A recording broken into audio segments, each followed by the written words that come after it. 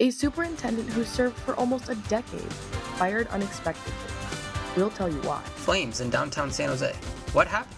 And did anyone get hurt? Those answers just ahead. San Jose State has a new football coach. Find out who he is and what his plans are for the upcoming season. From the School of Journalism and Mass Communications at San Jose State University, your source for what's happening with a fresh perspective on today's issues. You're watching Update News. Welcome to Update News. I'm Andrew Hartley. And I'm Jillian Brown. A change in leadership is underway in the Alum School District. The former superintendent was unexpectedly fired by the school board. What does this mean for the district's future? Who will replace her? And as superintendent, reporter Vincent Rapena has answers. On March 14th, the Alum School Board made the decision to fire long-standing superintendent Ilaria Bauer. She had served as superintendent for nearly a decade. Her termination came at the end of a board meeting focused around the closure of multiple Alum schools. Recently, the school district has struggled with enrollment. It has lost 5,000 students since 2016. As of now, the district has a student population of about 8,000. The news came as a shock to many around the community. Actually, I was just here picking up my sister, and actually that kind of caught me by surprise. I know she's been here for a good amount of years, so that's really interesting. I actually attended San Antonio Elementary School for a bit, and I saw her while I was attending, and to see her leave after a very long time is pretty upsetting. Even staff members within the Alum School District were not expecting Bauer to be fired. I was shocked, saddened. I think she always had the best interest of the students. Flores highlights the difficulties that come with finding a new superintendent. They will now spend probably a couple $100,000, which they always have been doing, to hire a consulting firm to find a new superintendent, which is going to be very difficult to do, given the history of Alum Rock. Alum Rock Union School District Board appointed former Director of Student Services, Almi Amazon, as interim superintendent on March 19th. He will begin his term on March 26th. In San Jose, I'm Vincent Rapena, Update News. A two-alarm fire raced through two boarded-up homes last Tuesday, not far from San Jose State campus. Our reporter, Madison Wilbur, was at the scene. Flames engulfed the two abandoned buildings near North 4th and St. John Streets in downtown San Jose. The San Jose Fire Department received the call a bit before noon last Tuesday, and it took them more than an hour to get the blaze under control. One person had to be evacuated, but no injuries were reported. The cause of the fire is still being investigated. As firefighters continue to put the flames out, smoke filled the air. The air quality is not great right now. And so if you are a person that is sensitive, you have asthma or another respiratory condition where it can be made worse with smoke or other sort of pollutants in the air, we would advise that you either stay away or shelter in place in your home for the time being. Nearby residents and local business owners gathered in confusion from the sudden smell of smoke, the blast of sirens, and the lack of power in buildings and streetlights. So I thought something must be going on, and I went outside to inspect. It seems like there was a fire over across the street there, and then that's when I found out the roads are closed. The abandoned homes were known to be used by homeless residents, and neighbors say this is not the first time a fire has occurred. I did expect it because I see a lot of homeless around, so it's no surprise that it happened. As you can see behind me, the smoke is still quite high, but reports are saying the fire is being contained. Over 400 residents in and around the San Jose area are without power, but PG&E is working to bring back the power safely. In San Jose, this is Madison Wilbur, Update News. In this update on Madison's story, court papers have now revealed the old homes had been hit with several city code violations over the last several years. Investigators remain on the scene of that massive bridge collapse in Baltimore. Last Tuesday, a giant cargo ship collided with a pillar of the Key Bridge. 6 people died. Meanwhile, experts in the Bay Area say the columns of bridges in California are generally stronger due to earthquake designs. A Caltrain spokesman says the Bay Area bridges have robust concrete buffers. They're so strong that in a collision, the bridges does more damage to the ship than the ship does to the bridge. Parking around San Jose State seems to be a never-ending struggle for many commuter students. Reporter Jocelyn Escobar talks to frustrated students and the university official in charge.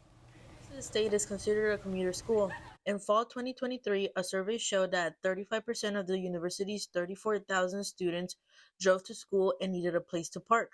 There are 4 parking garages around campus. 9 a.m. to noon, it's extremely hard to find a spot.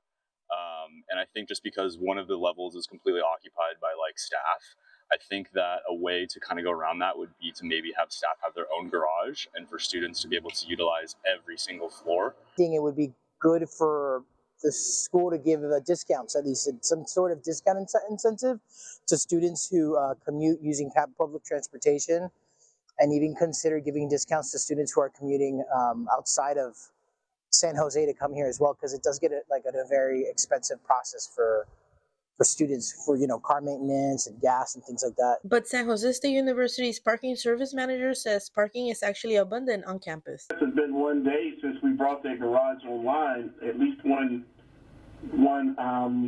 academic day, that it's filled to capacity. Close to 2,000 parking spaces located at the South Campus that aren't utilized. To plan accordingly, if you know that the garages are filling up on the main campus. Parking manager Cross suggests commuters park in the South Campus garage, located across the street from Shark's Eyes on Alma Avenue, and take a shuttle up to the main campus. In San Jose, Jocelyn Escobar, Update News. Hot Cheetos and other snacks with certain food dyes may be banned from California schools. That's if a measure passed the state legislature to get rid of processed foods. Reporter Ibra Moreno has more on the story. A bill was proposed in the state assembly to ban foods from the school that contain dyes like Blue 1, Blue 2, Green 3, Red 40, and Yellow 5 and 6. The ban would prohibit snacks like Flaming Hot Cheetos, Doritos, and Gatorade, and cereals like Fruit Loops and Fruity Pebbles in school cafeterias. What I've read and heard is that it's Doritos, it's going to be M&Ms, and so there's plenty of products under that line, right?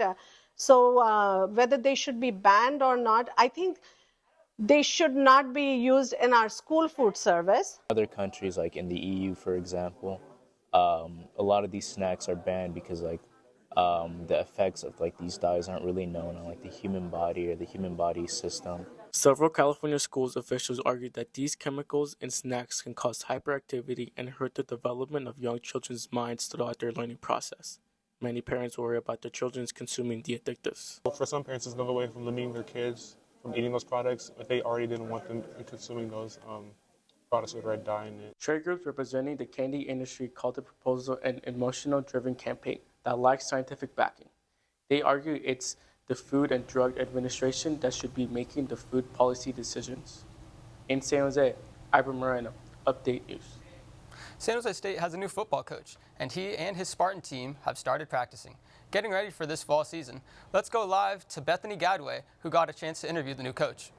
In 2020, the Spartan football team made history as they won their first conference championship since 1991. 4 years later, the coach that led them to victory has left and been replaced by Coach Ken Niumatalolo. Who is Coach Niumatalolo, and what can we expect to see this upcoming season? Coach Niumatalolo is an extraordinary human being. He has a track record of winning and success, and he is known for his high integrity in how he performs. Prior to coming to San Jose State, Coach Niumatalolo spent 25 years at the Naval Academy, 14 of which he was their head coach. During his time there, the team was known to have what's called a running offense, very different from San Jose State's passing offense. I had the chance to speak with Niumatalolo and ask if there will be any changes to the team's routine. The difference is our offense coordinator, so you just got to look at the history of our offensive coordinator. And any recruit, anybody just got to look at where Coach Stutzman's been and the style of offense and know what kind of stuff we're doing. Craig Stutzman, the newly hired offensive coordinator, is known as the inventor of the spread and shred offense. No doubt the players will be working hard to lock in his famed technique by next season. Our whole coaching staff got switched, so it's a lot of different techniques and different play calls and play designs and those stuff like that. So it is a big change, but it's something that we just have to get used to. Coaching is coaching. We have great young men here, and I'm looking forward to coaching them. Update News will be ready to bring you all the news on touchdowns, field goals, and offensive plays this upcoming football season. For Update News, I'm Bethany Gadway. When we come back. Just ahead, looking to stay in the loop on national news? I'm here to make sure you do. Plus, a woman makes marathon history. We'll tell you about the race that some call sadistic. That and more coming up. You might need to grab your umbrella as you look for those Easter eggs this weekend. Just ahead, your weather forecast.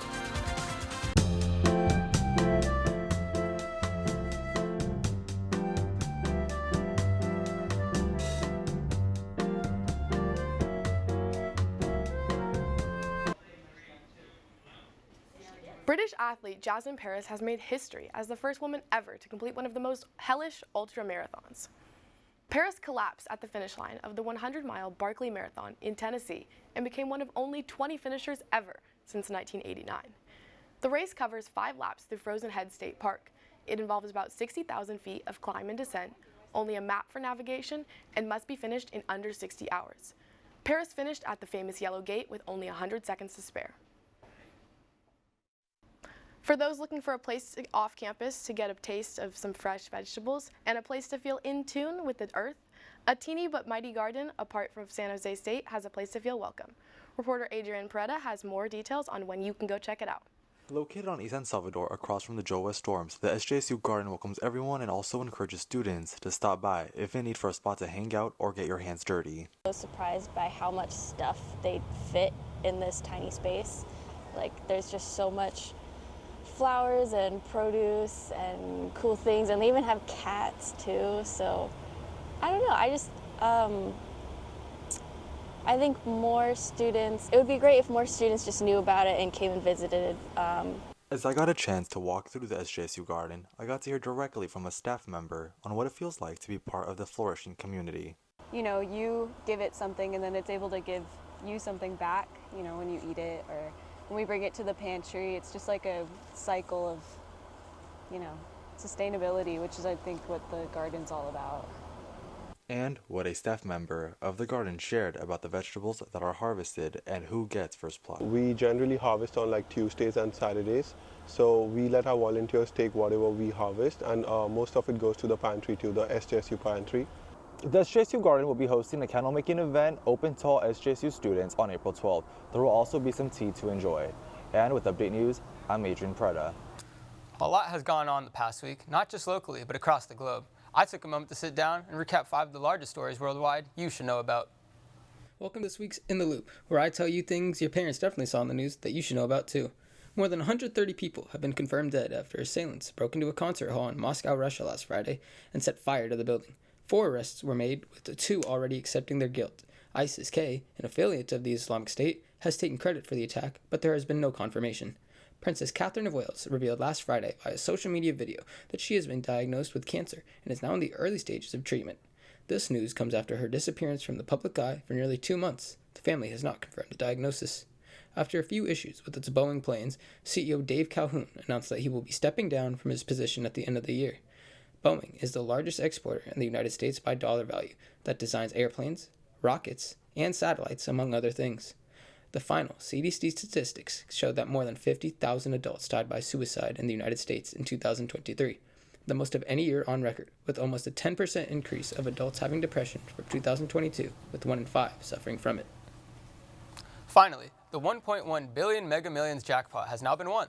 The 8th highest lotto prize of all time was claimed by a New Jersey resident and had been building since December. And that's what's been in the loop.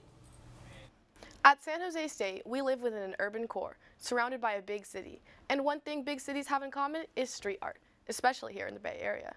Reporter Alexis Marquez finds out why this art is so important. Walking around San Jose or any big city creates opportunity to see different forms of street art, such as murals and sculptures. So much so, people often take these artworks for granted. People sometimes view street art and graffiti as the same thing. The street art did come from a movement, if you want to think about it, of a younger generation of people just trying to create a different form of message than traditional graffiti. Floriani also mentions that without a message, street art may run the risk of defying the purpose of being there, as it is not a true representation of what street art is about. The message and the story are an important aspect as it tells the viewers what they need to know. This coming May, a San Jose organization, Local Color SJ, is planning to launch a new project in San Pedro Square downtown. It will involve a 600-foot long asphalt mural. Local Color is looking for community volunteers. It's very much like visual storytelling. Like, you don't need to be able to read or speak a certain language in order to enjoy street art. Everyone has their personal preference in art, but supporters say street art brings livelihood to the community. It would be otherwise very bleak, but it adds color and intensity, emotional intensity that is strange and wonderful. Art is a medium that allows people to express themselves. Street art is just one of the ways you can do so. In San Jose, I'm Alexis Marquez, Update News. Easter is this weekend, but there will be some bunnies who have to celebrate in shelters. Rabbits at San Jose Animal Care and Services are ready for their forever homes. And as reporter Carson Wells tells us, the shelter has a program in place to help their potential families. San Jose Animal Care and Services has over 40 bunnies right now. Most of them are in foster homes. They offer a unique program where you can foster a bunny before you commit to adopting it. We provide the supplies needed to set up an appropriate bunny space, and we counsel the foster parents on proper bunny care. Any questions that can come up, any medical issues that may come up, the shelter will assist with that. One of the concerns around Easter time is that new bunny owners will jump into it before they do their research. This literally is a decade plus commitment, or depending on how long your bunny is good for. If you're adopting a senior bunny, it's a little bit different story. But still, it's a long commitment and it's a lot of work. For 12-year-old Zoe Beth, she spent 5 years waiting to get a bunny until she finally did. I asked for bunnies when I was 5 years old, and my mom said that I had to wait until I was 10. And she'd see how responsible I got once I got to that age. So I waited until I was 10. I reminded her basically every day. Before I got my bunnies, I did a lot of research on them. I found a lot of websites and watched a lot of videos of people who own bunnies. The main thing bunny owners had to say is that having bunnies is an incredible experience, but it's important to know what it takes to give them a loving home before you get one. You can visit the San Jose Animal Care and Services website for more information on their foster program. In San Jose, Carson Wells, Update News. Looks like spring is bringing its showers. Madison Wilbur has our weather forecast. Hi, my name is Madison Wilbur, and here is your weather forecast. I know, you are enjoying the sun and a break from storms, but it looks as though active weather is headed our way. Now, as you can see, rain chances are ahead, some stronger storms on Friday, and then some heavy Sierra snow and a chance for thunderstorms. This will bring rain occasionally this week, those heavy thunderstorms at times this weekend, and then that potential for heavy Sierra snow. Now, in the Sierra, we're expecting potential for another 1 to 2 feet of snow. This is great news for the Sierra snowpack that now sits nearly at 98% of average for snow water content. Here is also a look at the time of the two storms. Some rain at times Wednesday into Thursday, but as we were saying, heavier rain and wind at times from Friday into the weekend, with a chance for thunderstorms as well, which I know is not what you want to hear. The 7-day forecast for Santa Cruz shows the cooling trend and rain chances to wrap up the week. And then that similar weather is seen across the bay to Oakland, with top rain totals likely arriving from Friday into the weekend as well. In San Francisco, you're going to see an increase in wind with these two storms. Make sure you wear a scarf because it's turning gusty at times to the start of the weekend. And then coming back to San Jose, cooler temps, rain chances, and a chance for thunderstorms will be around for the weekend. So make sure you grab your umbrella. That's your weather forecast. Back to the desk. We have more when we come back. Grab your sunglasses and stare at the sky. The solar eclipse is on its way. And who's going to win March Madness? We asked you in this week's State of the Spartans. Plus, San Jose's beam team has set a new record.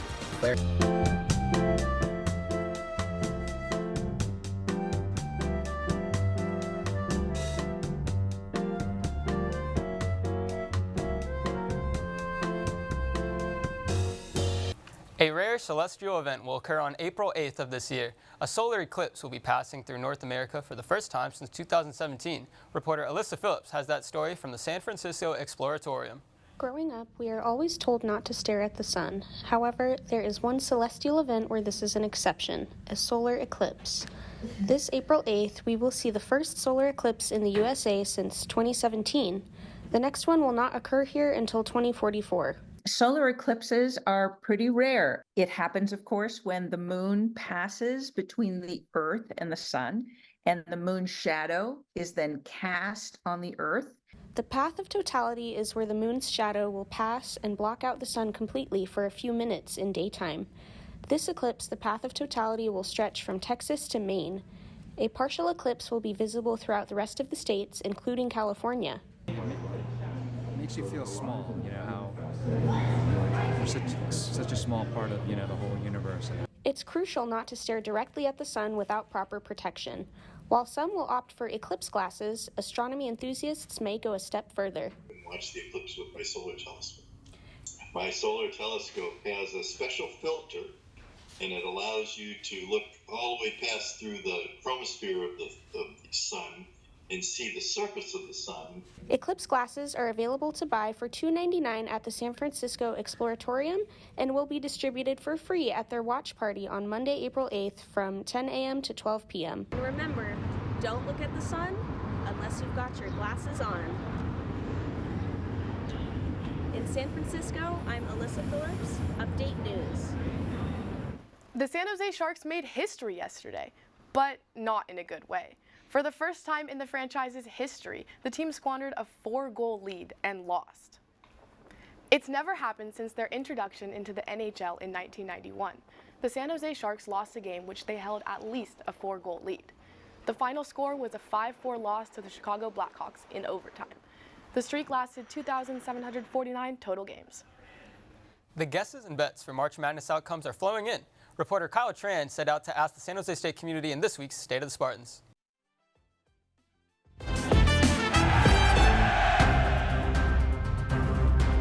All right, so who do you think's gonna win the tournament this year?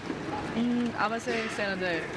I got Purdue on my bracket. Purdue? I got Purdue. I guess Zona.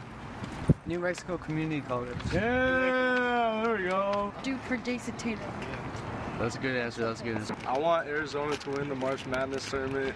My boys are from there, so I know one of my friends is close to the team, so yeah.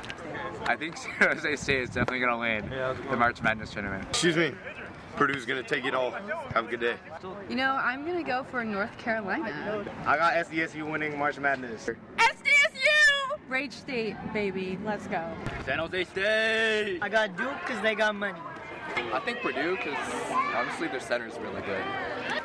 I got UConn! For March Madness, I got Creighton winning it all.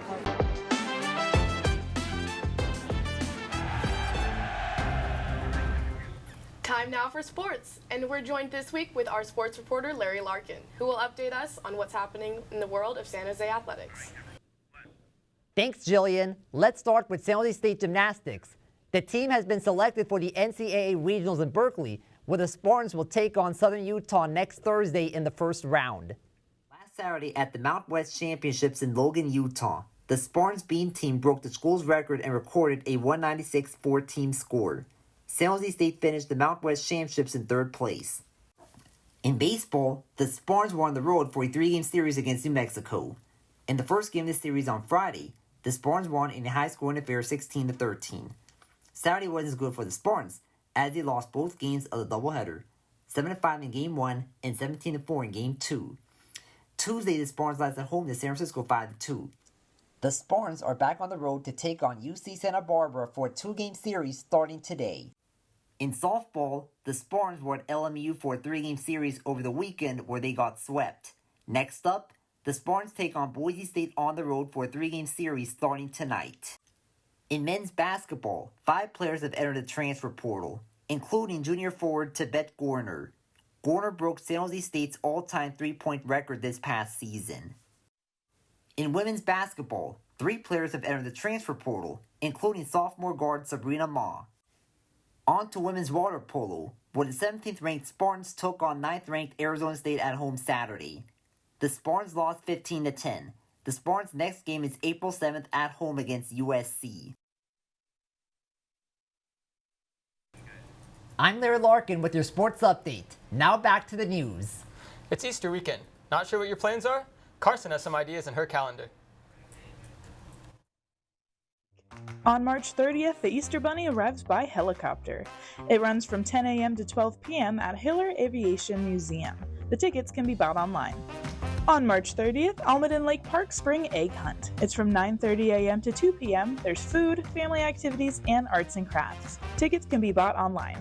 Finally, on March 31st, Think Academy Easter event. It's at De Anza College from 4 p.m. to 7 p.m. and it's free. Decorate eggs, win prizes, and more. That's all for this week. Back to you. And that does it for this week's edition of Update News. Don't forget to follow us on our socials at SJSU Update News. From all of us here, thanks for joining us, and see you next week.